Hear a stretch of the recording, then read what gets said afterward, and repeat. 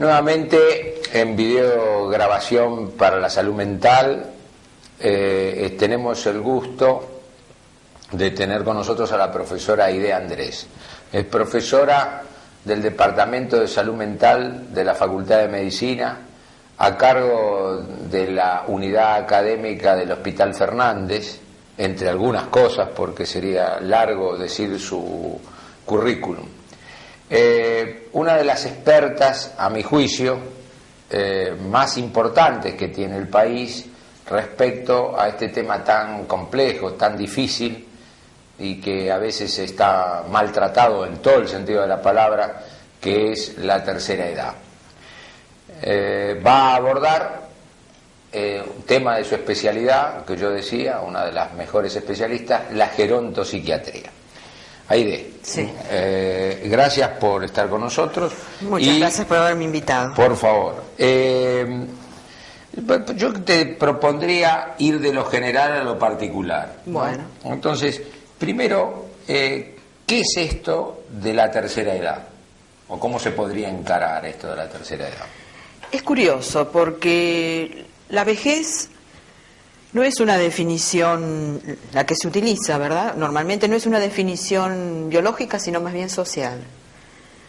Porque la vejez aparece después del hecho jubilatorio, con lo cual, desde el punto de vista biológico, no engloba el envejecimiento de los órganos y todo el aspecto incluso también psicológico.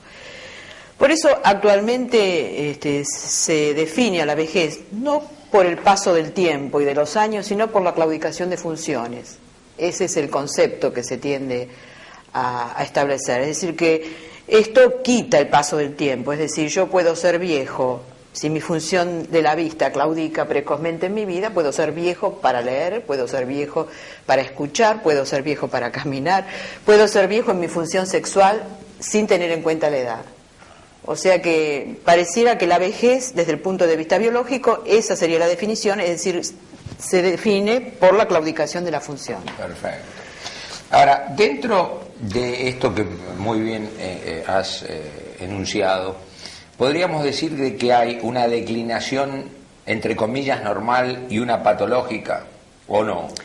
En realidad, yo creo que esta es la gran discusión actualmente, y donde se están poniendo, digamos, los mayores empeños en dilucidar si podemos hablar de un envejecimiento normal y de un envejecimiento patológico. Hay quienes no están de acuerdo con esto, hay otros que dicen que sí, que hay un deslizamiento, pero esto realmente es muy discutido, sobre todo porque ahora se habla, ahora hace unos cuantos años, pero se habla con mayor conocimiento, de que existen trastornos de la memoria que son benignos y que no progresan, no tienen una evolución procesual, que antiguamente uno pensaba que esta era la función que tal vez daba la entrada en lo patológico. Y hoy se piensa que estos trastornos de memoria no son significativos del envejecimiento patológico, que sí el envejecimiento patológico los tiene desde ya, pero que frente a una claudicación de la función memoria no es prioritario pensar en un envejecimiento patológico. O sea que hay el trastorno benigno de la memoria, que es un trastorno que es compatible con la edad y que el individuo puede autogestionarse, autoabastecerse, y esto no influir para el desempeño de su independencia. Y eso no significa patología. No. Perfecto. No. Ya entrándonos más a la especialidad tuya, ¿qué sería entonces dentro de la medicina la gerontopsiquiatría? También esto es un hecho discutido. Si dentro de la psiquiatría, esta sería una subespecialidad de la psiquiatría, o bueno, ocurre un poco como con la psiquiatría infantil. Es una disciplina que depende de la medicina y que está dentro de la gran disciplina que es la gerontología. La gerontología es el estudio del envejecimiento de todos los seres vivos, es decir, de las plantas, de los animales, del hombre. Y la geriatría es las enfermedades que aparecen durante el envejecimiento. Nosotros podríamos decir que la gerontopsiquiatría y la psicogeriatría están dentro de la geriatría, es decir, de las enfermedades propias, de enfermedades mentales propias de esta etapa de la vida. Perfecto. Teniendo esta introducción, entonces nosotros podríamos decir, o yo te preguntaría, primero, ¿cómo podríamos hacer una especie de perfil de la persona en su descenso? Digamos, un perfil, entre comillas, sigo señalando, normal. Y después veríamos la patología. Pero primero el perfil normal, en edades, en tiempo, en claudicación física, una cosa así más o menos. Yo te diría que no habría un perfil así bien definido. Este viejo aforismo que dice cada uno envejece como ha vivido, digamos, nos dice mucho de la vejez, porque yo creo que la vejez en sí misma no agrega nada a la persona, sino que realmente uno es todo eso que ha sido. Entonces, lo que sí que te podría decir que hay ciertos rasgos de la vejez que podrían pasar por la rigidez del pensamiento, es decir, la persona joven es la persona flexible de pensamiento y de inteligencia, esa persona que puede modificar cosas rápidamente, adaptarse a cosas nuevas, ahora hace una cosa, dentro de un rato puede pasar a la otra, y puede pasar así en el día a hacer varias cosas distintas y pudiendo tener esa capacidad de adaptación. Y también poder abordar lo imprevisto de cada día, es decir, que cada situación imprevista puede ser tomada, adaptada, aceptada, maniobrada, sin que esto lo descentre, digamos. En cambio, cuando uno va envejeciendo, es como no tiene esa plasticidad. Entonces, las cosas necesitan tener más cierta rutina y cierta rigidez. Y si aparece alguna cosa que está fuera de lo cotidiano y de lo rutinario, ya crea un clima de ansiedad difícil de abordar. Y es por eso, si vos querés, ya en el otro extremo de esta rigidez y ya entrando en la cosa a lo mejor más patológica, el viejito ese que tiene que ir a cobrar el primeros días del mes la jubilación, está todo el mes pensando para ese día, y a lo mejor es un hombre que la familia le dice, pero por favor, si tomaste tal colectivo, en 20 minutos estás en la cola, ¿no? Pero él ya está, se levanta antes, piensa, y que toma, y que va, y que ya este hecho le ocupa toda la semana, el hecho.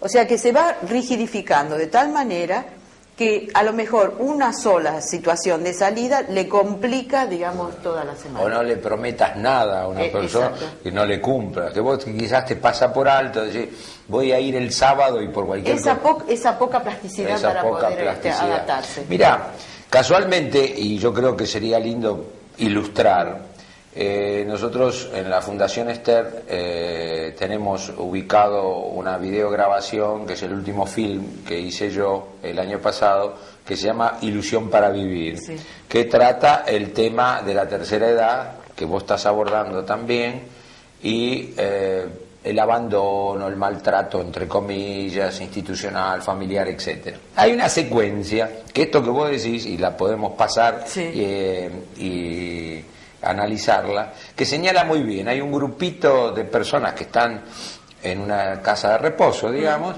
y se marca una determinada norma, hay algunos que se adecuan y otro que no tiene ese pensamiento rígido, que creo que es lo que vos estás señalando. ¿Te parece ver la secuencia? Bueno, y en todo caso después la analizamos y seguimos con el desarrollo de tu tema? Sí.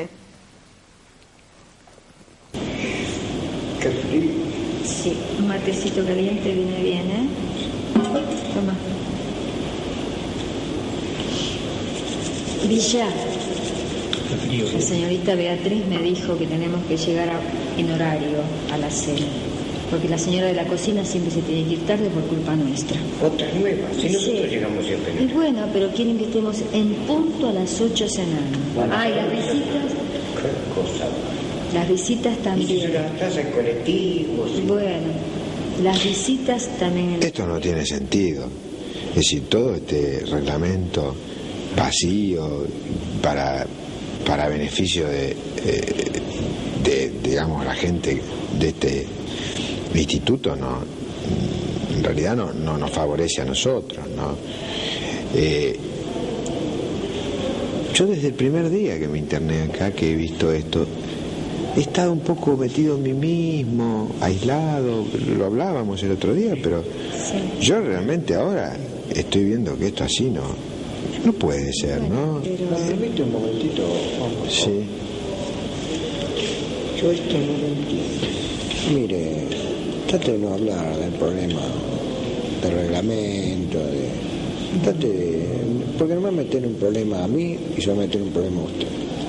Mire, yo no me refiero simplemente al reglamento, me refiero a cosas que acá pasan que son inadmisibles. Sí, ya Sí. comparto lo que usted dice, Juan. Bueno, si usted lo comparte, pero hombre, tratemos de hacer las cosas. Me parece muy bien. Y por otra parte, yo no le voy a crear problemas a usted, pero mis problemas me los voy a manejar yo.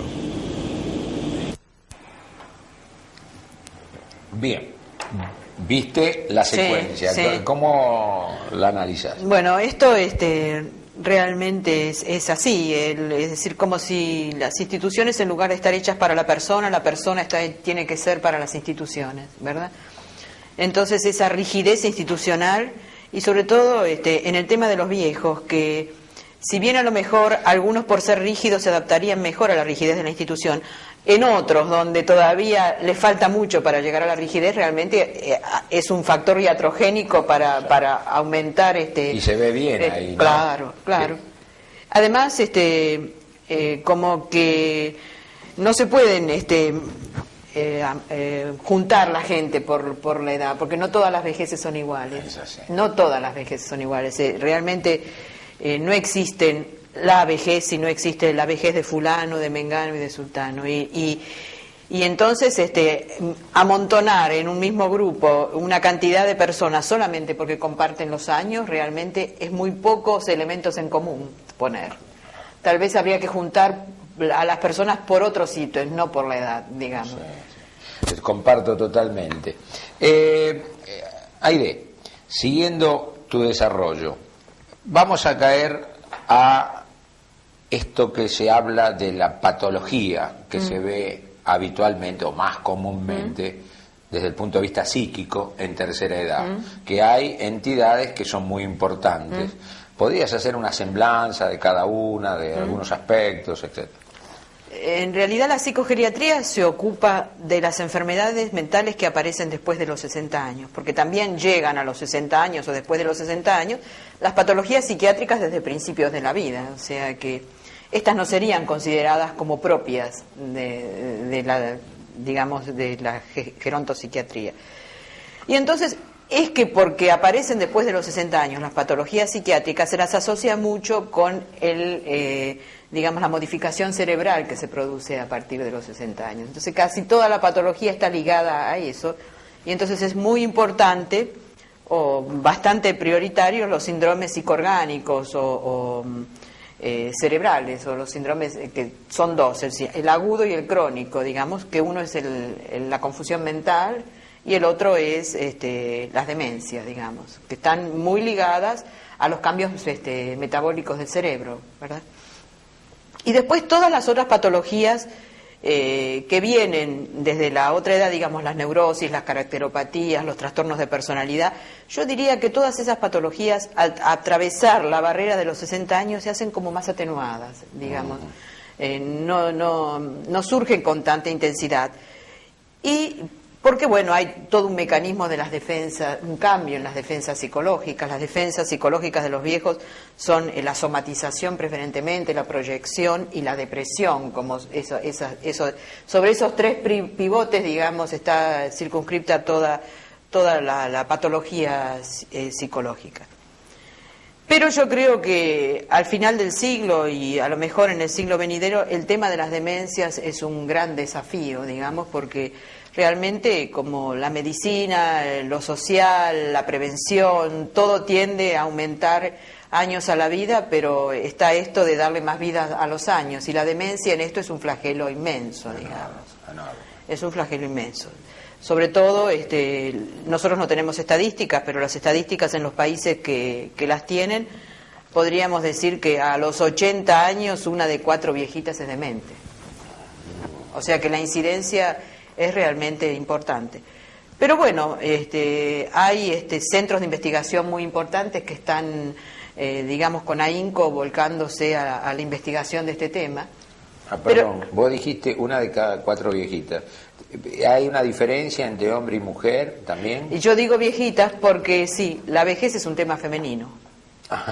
Muy bueno eso. Muy Es un tema femenino, porque vos sabés que las mujeres le sacan ventaja de sobrevida a los hombres en Eso 4 sí. o 5 años. Sí, sí, es cierto. Entonces casi a los 80 años la población femenina es inmensamente más grande que la masculina. Claro, Sí. está bien, ese es un dato Sí, interesante. sí.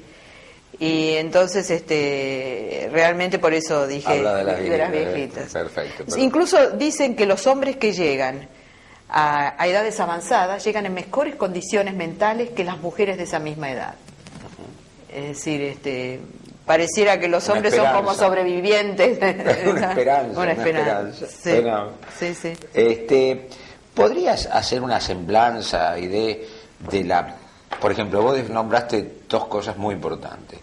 La confusión, que es bastante habitual, Sí, ¿cierto? sí. Como extremo, ¿no? Patológico, y las demencias. Sí. Una semblanza clínica de la confusión primero. Es curioso, porque la confusión se da en todos los momentos de la vida, ¿verdad? Los chiquitos cuando...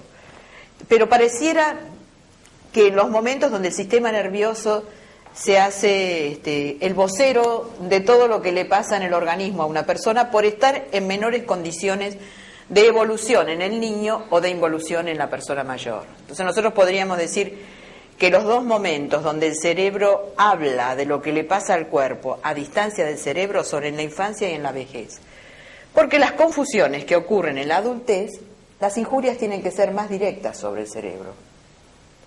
En cambio, por ejemplo, un chiquito tiene, ahora ya no tanto porque se vacuna, pero tenía antiguamente sarampión, tenía una bronquitis y la mamá le decía, deliró toda la noche, vio enanitos por las paredes y esos delirios febriles dan cuenta de un estado confusional que ocurre en un cerebro que todavía le falta completar su desarrollo.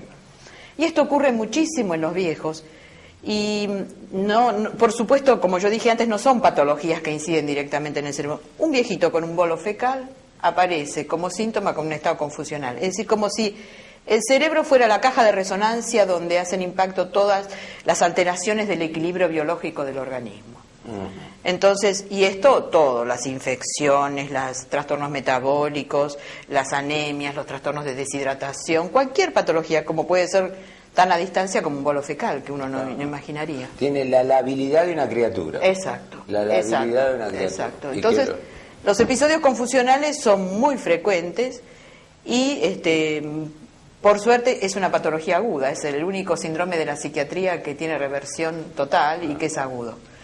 Y entonces, tratada la patología que lo desencadena, realmente el cerebro vuelve a su decir, lugar. por lo que vos decís, evidentemente es un cuadro bastante común. Sí, bastante común. Porque está relacionado con toda la clínica. Claro, pero ya nos está diciendo también, hay algunas personas, algunos autores que utilizan los síndromes confusionales como marcadores biológicos de deterioro importante. Es decir que, un anuncio. Claro, cuando una persona reacciona con un estado confusional, uno podría suponer que ya ese cerebro está funcionando, digamos, al máximo del equilibrio, digamos. A media máquina. Perfecto. Entonces ahora teniendo en claro esto, tenemos las demencias. Una de las demencias, yo me salgo de la vaina para preguntarte sobre 2 que son muy difundidas, que es el Alzheimer y el síndrome de Korsakoff. Sí. Pero hablemos en general y en todo caso después caes en Alzheimer y síndrome de Korsakoff. En realidad, como vos bien sabés, el Alzheimer siempre hemos sabido que es una presenil y que en realidad toma alrededor de los 45, 50 años junto con la enfermedad de Pick. ¿Qué es este tema que todo el mundo habla de Alzheimer? Porque en realidad ese Alzheimer presenil no tiene tanta incidencia. Es a la larga la incidencia. Y ese es el Alzheimer que tiene una fuerte impronta genética, donde realmente la determinante etiológica genética es muy importante y que tiene que ver con hay muchas teorías actualmente con el cromosoma 21, dice que la familia de los mogólicos, los enfermos de Alzheimer, tienen realmente mucho más incidencia, que tiene que ver con el cromosoma 18, bueno, con una cantidad de cromosomas que están últimamente saliendo a luz. esa enfermedad, lo que pasa que antiguamente tal vez no llegaban a pasar la barrera de los 60, se morían más precozmente. Hoy, un Alzheimer que comienza a los 50 años puede llegar a una sobrevida mucho mayor. Y la enfermedad de Alzheimer, no sé si la tenés presente, era una atrofia senil localizada, ambos temporoparietales, bilateral. Y bueno, comenzaba localizadamente. Después que pasan los 60, esta atrofia, por el hecho de la senilidad en un cerebro tan premórbido, se generaliza. Y entonces es esta demencia de Alzheimer que se seniliza. Entonces, habitualmente, y también la demencia senil que comienza difusa por todo el cerebro, llegado a una cierta evolución, también se alzheimeriza, porque toma los dos lóbulos bitemporales. Entonces, de la cual se habla ahora y que tiene incidencia importante en la población, es lo que era la antigua demencia senil, que ahora se llama demencia, los suizos llaman demencia DSTA, demencia senil tipo Alzheimer, que es esta senil que se alzheimeriza.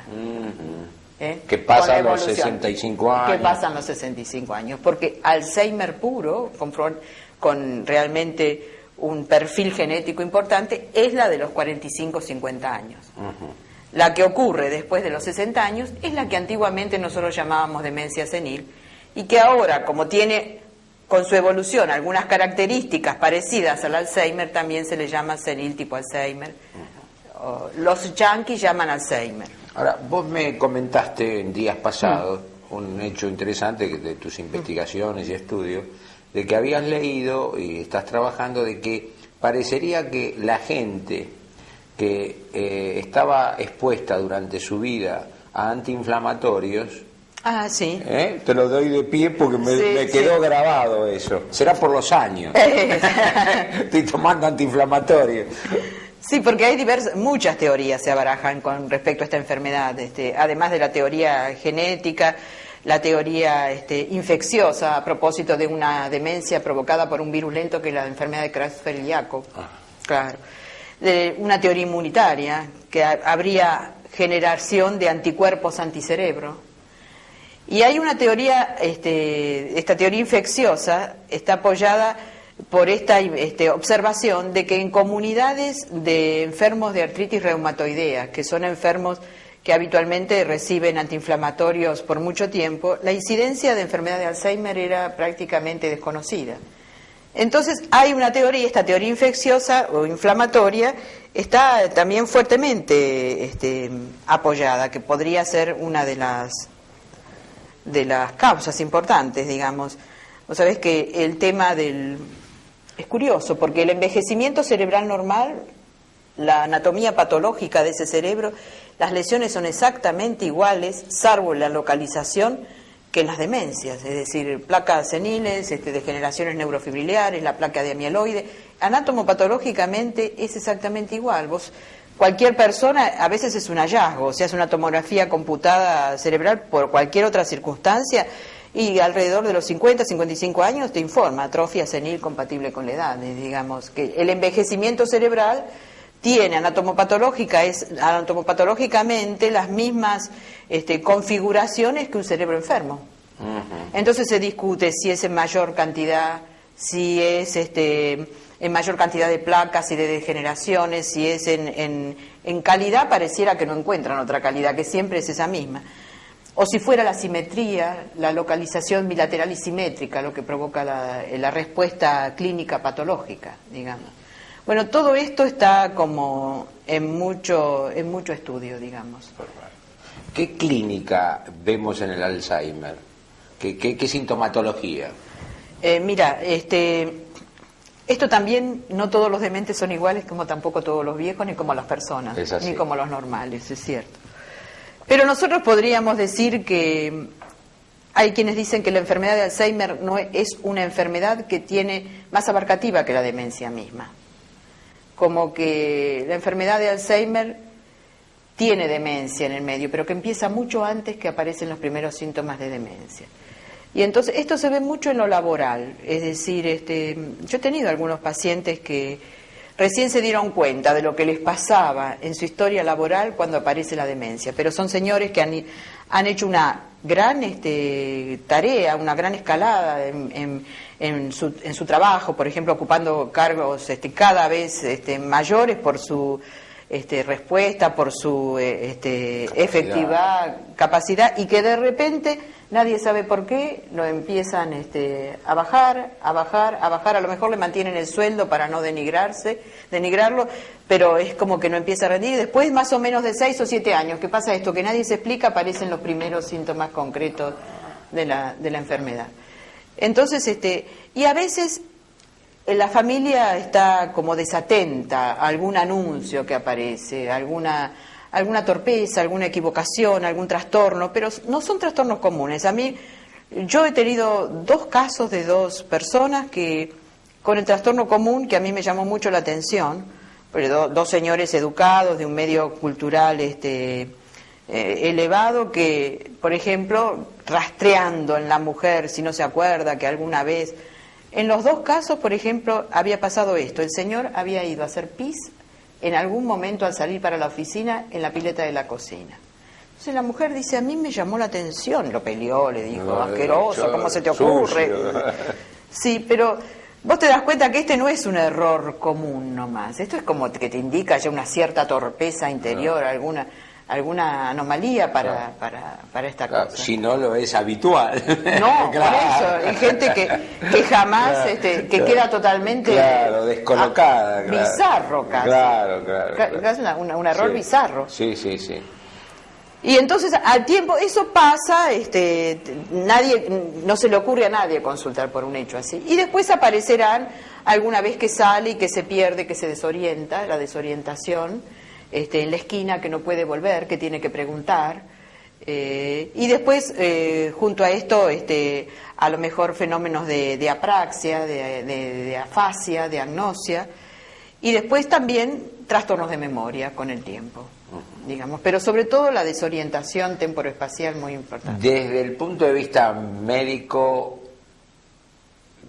claro, lo que te voy a preguntar, pero es porque pensá que hay estudiantes, jóvenes médicos que nos están viendo, yo creo que es importante. ¿Qué se puede hacer frente a esto? A un cuadro de Alzheimer. Mira, realmente lo que se hace en todos los países del mundo actualmente, las medicaciones, hay que tener mucho cuidado con las medicaciones, porque vos pensás que los viejos metabolizan los psicofármacos muy distinto a los jóvenes, la eliminación es mucho más lenta, duran mucho más en el organismo, hay mucho menos material neuronal para metabolizar, o sea que inmediatamente se produce, digamos, la plétora de psicofármacos, y entonces hay una cantidad de trastornos que vienen aparejados con eso, que si está realmente con muchos psicofármacos, que si se cae, que la fractura, o sea que el tema de los psicofármacos es un tema de mucho cuidado para manejar, con mucha delicadeza. Y realmente no hay ni vasodilatadores ni en este momento que sea el que dé respuesta favorable. Así que lo que se utiliza es el entrenamiento mental y el entrenamiento de memoria. Esto ayuda muchísimo, si bien no, o sea que se trabaja como en el sentido de la rehabilitación. Claro. No se trabaja con la pérdida, la pérdida no tiene recuperación, pero sí se trabaja con el resto. Se trabaja con el remanente, que es mucho, y que realmente uno hasta no se da cuenta cuánto puede todavía valerse de lo que le queda. Entonces allí se le enseñan a establecer nuevas estrategias para acordarse, tener nuevas rutas de la memoria, porque en realidad también se sabe con este tema de la computación y todo esto de las máquinas memoria, se ha adelantado muchísimo en el tema de la memoria, que no existe un único circuito de la memoria, como antes creíamos, la remota y la... Sí. Hay muchos circuitos de la memoria, muchos circuitos que abonan a un circuito y que median con neurotransmisores distintos, o sea, que eso es lo que hay que hacer, activar, porque también está demostrado, incluso con pruebas, con el peso de cerebros en personas, en viejos activados y en viejos no activados, que si bien las neuronas no se reproducen, se regeneran nuevas sinapsis, se producen nuevos sistemas dendritarios, se ponen en activación, por supuesto que con neurotransmisores en marcha, con la activación, una cantidad de circuitos neuronales que hasta ahora no funcionaban. O sea que el tema no es de la curación, sino el tema es el de la rehabilitación. En Inglaterra, yo supongo que vos lo sabrás, y esto apunta a lo que vos estás diciendo, prefieren no internar un Alzheimer y pagarle un sueldo a la familia para que no pierda el hábitat del afecto y del cariño. Tal cual. Sí, y también porque es como si al vaciarse internamente, el afuera fuera la estructura psicológica que lo contiene.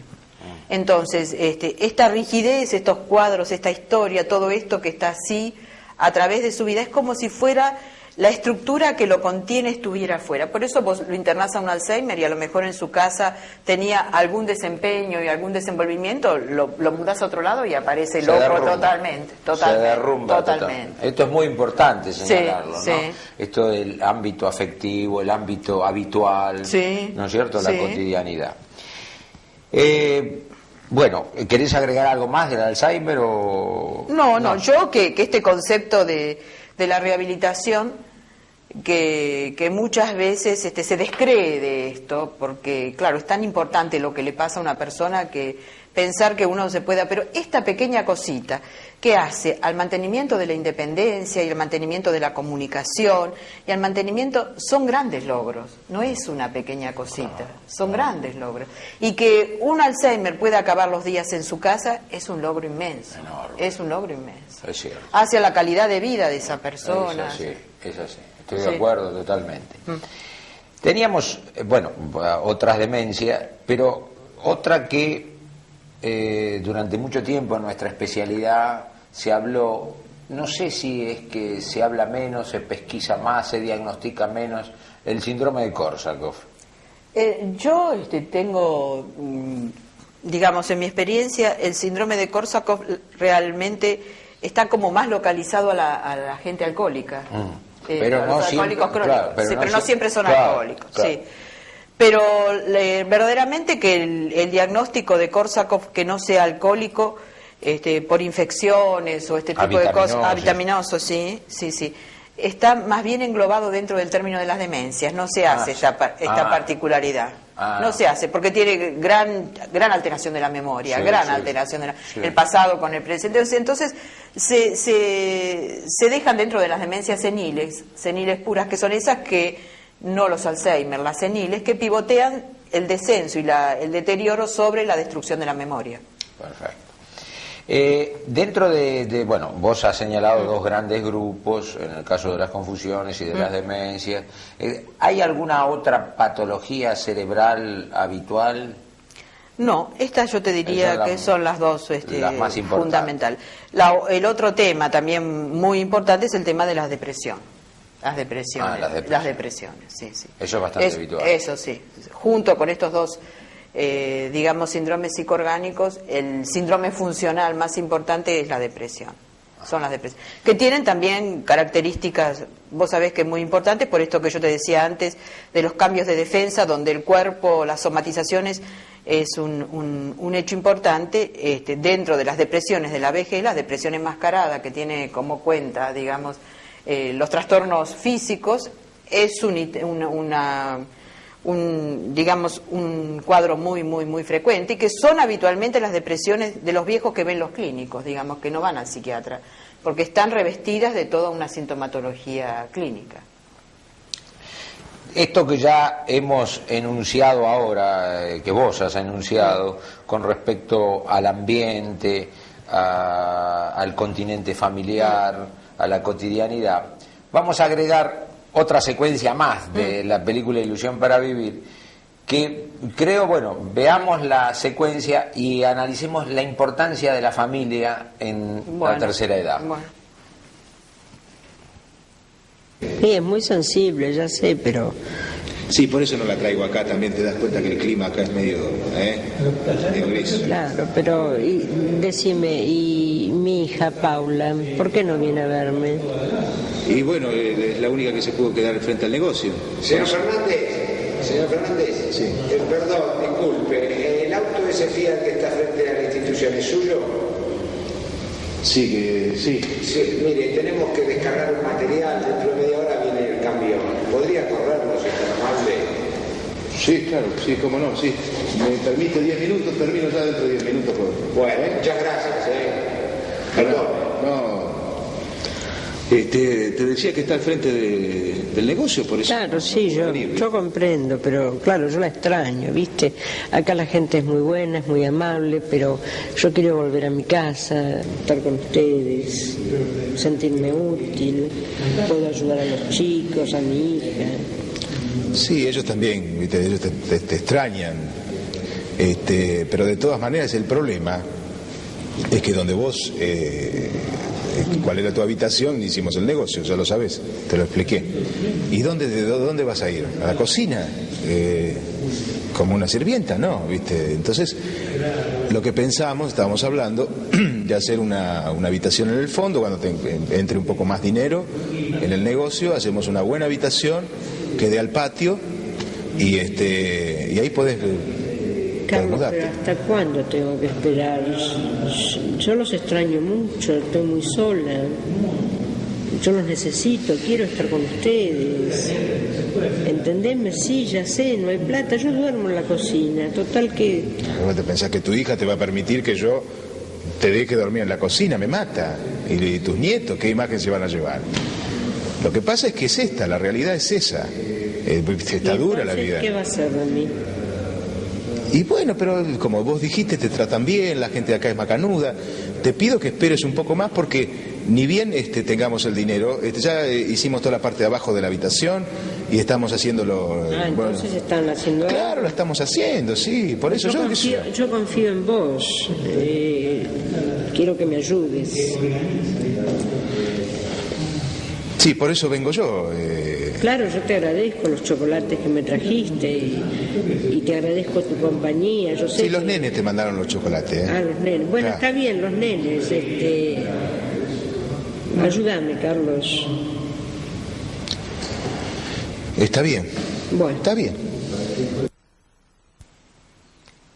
Vimos la secuencia ahí Sí. ¿Qué te pareció? Sí, no, esta escena también está muy bien lograda y realmente es la representación de lo que ocurre cotidianamente.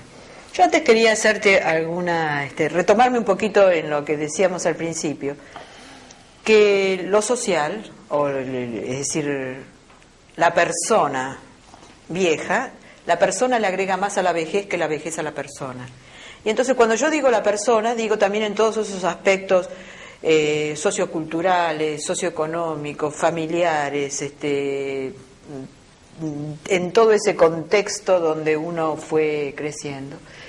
Y que tal vez yo creo que las vejeces son más desgraciadas por todo este contexto que por lo que significa las alteraciones biológicas, la enfermedad específicamente.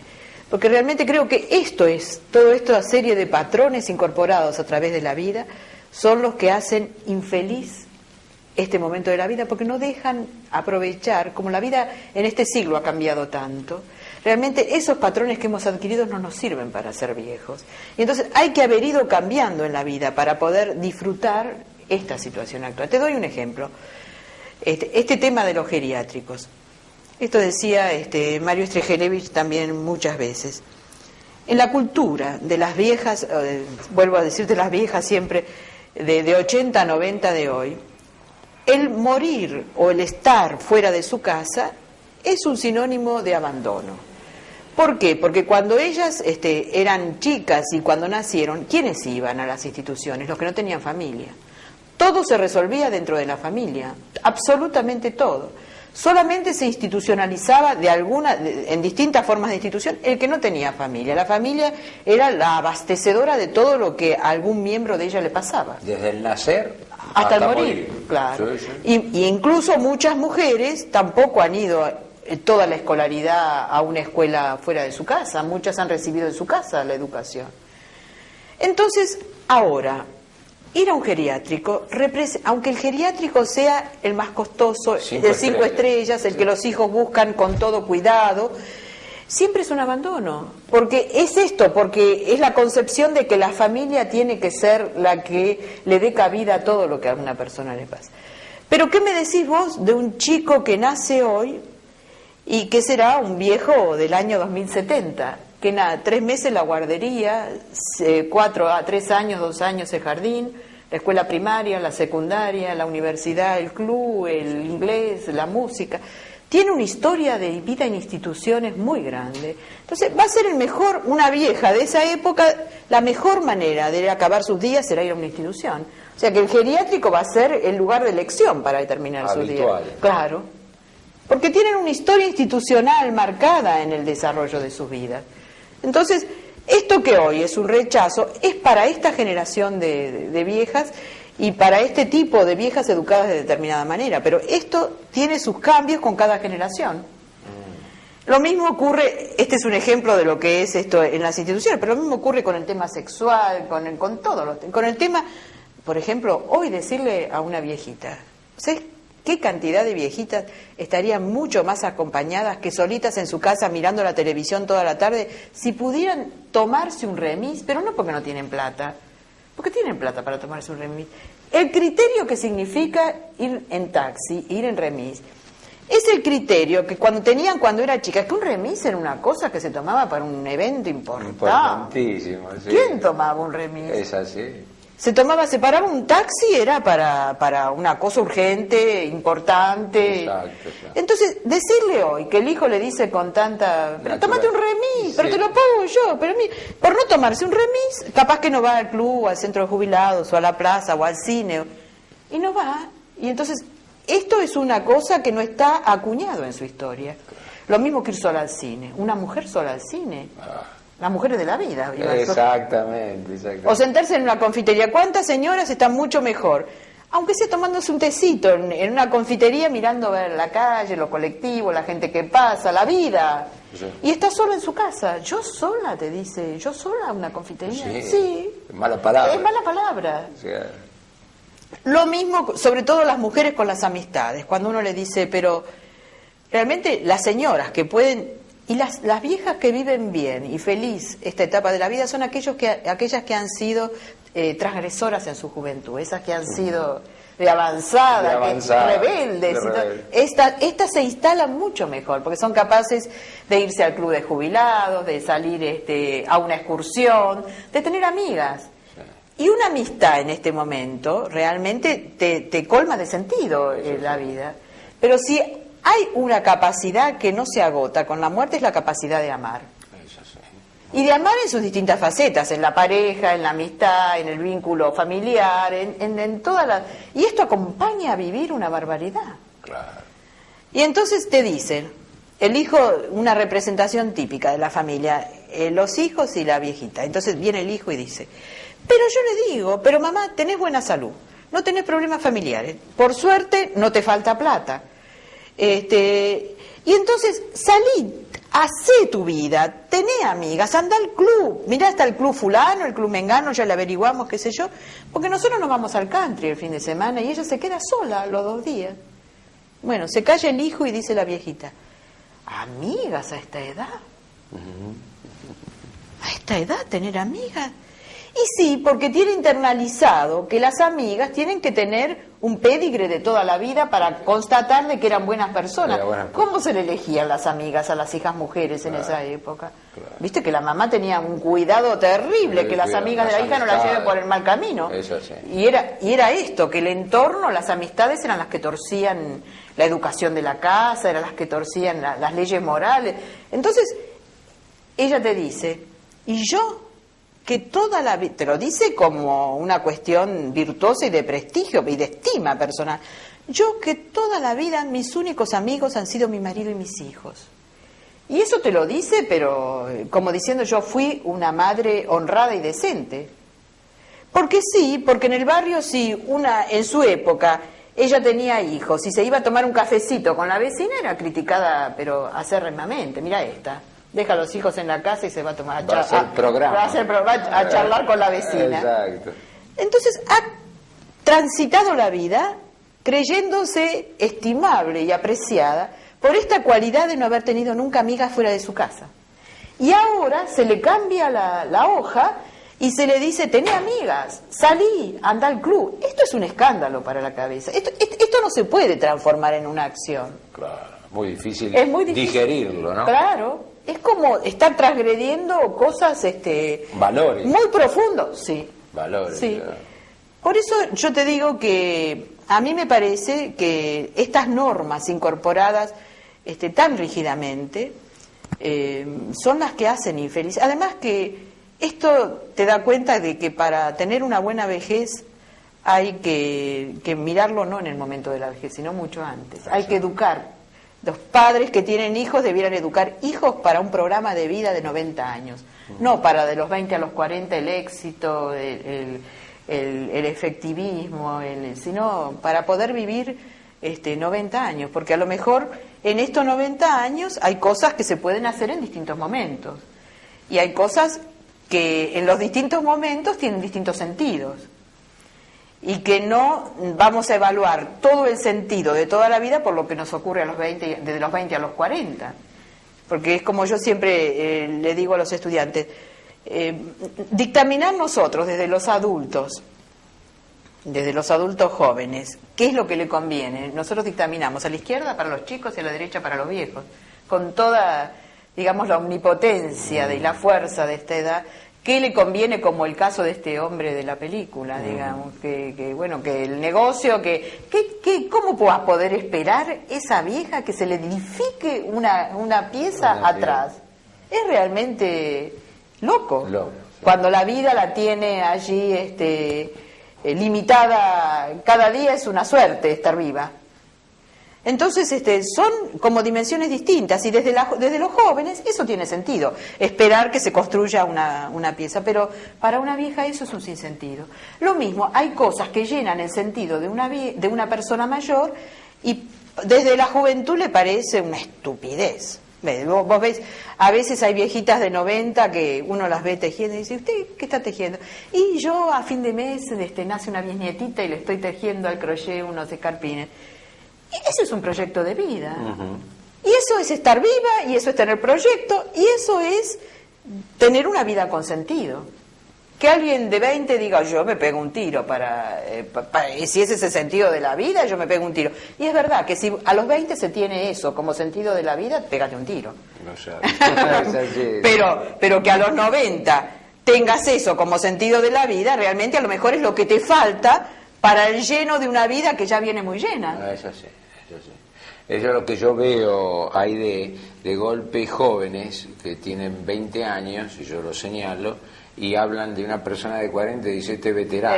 Sí. Es decir, que cuando él tenga 40 se va a sentir un anciano. Claro. Porque él ya a los 20 años lo está marcando, sí, ¿no es cierto? Sí. Los prejuicios, ese es otro tema muy importante, Los prejuicios para abordar este momento de la vida, porque en realidad, como vos decís, cuando uno tiene prejuicios, se cumplen esos prejuicios de uno. Se cumplen, inexorablemente, Claro. es como un mandato. Claro. Si yo a los 20 dije que el de 40 es veterano, Claro. cuando tenga 40 soy un Voy anciano. a bajar la persiana. Soy un anciano. Sí.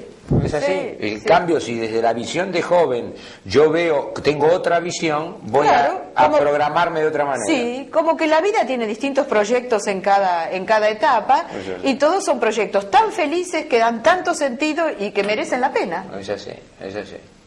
Mirá, me parece realmente excelente la exposición tuya, muy práctica, muy didáctica. Bueno, te agradezco mucho en nombre de la Fundación Esther y mío. Y yo te cerraría esto tuyo con hace muchos años, cuando alguna de las pasadas que tuvo Aslan por acá, sí. la doctora Aslan, yo fui a una mesa redonda. Yo era pibe, creo que muy recién recibido. Y esto hablando de la visión que uno tiene en perspectiva.